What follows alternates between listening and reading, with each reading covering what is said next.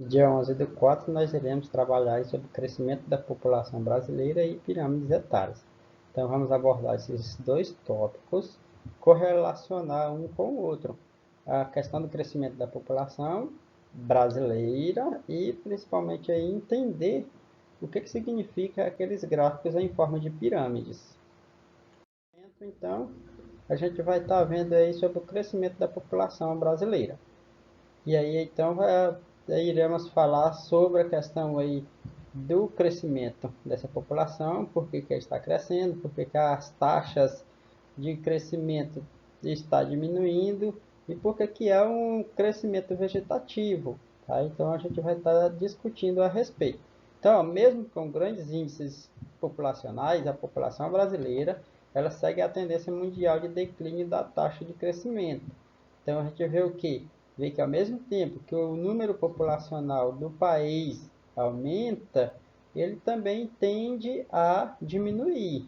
Então, o crescimento populacional de um determinado território ocorre através de dois fatores, que é a questão da migração e o crescimento vegetativo.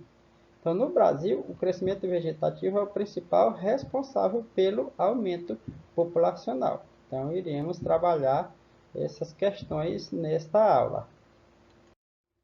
Na segunda aula, nós iremos abordar aí sobre as pirâmides etárias. Então, nós vamos ver aí os diferentes tipos de pirâmides, o que significam essas pirâmides e qual a tendência de mostrar a questão do crescimento da população, tanto mundial quanto do Brasil, através dessas pirâmides, porque fala etárias, né? Ele está falando aí que é uma abordagem a respeito do crescimento da população de uma forma de pirâmide.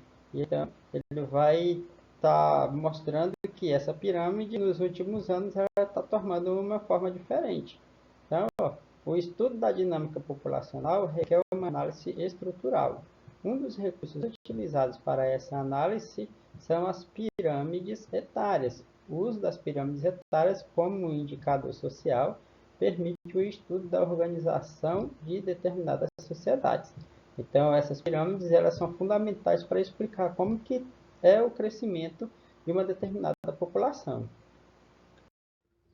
Então, nessa aula, a gente vai estar vendo aí sobre o crescimento da população brasileira e as pirâmides etárias. Nós vamos fazer uma relação entre uma e outra e entender como é que acontece esse processo.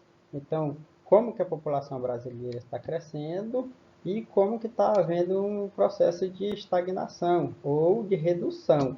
E aí, então, entender o que funciona aqueles gráficos, que no caso aí é em forma de pirâmides.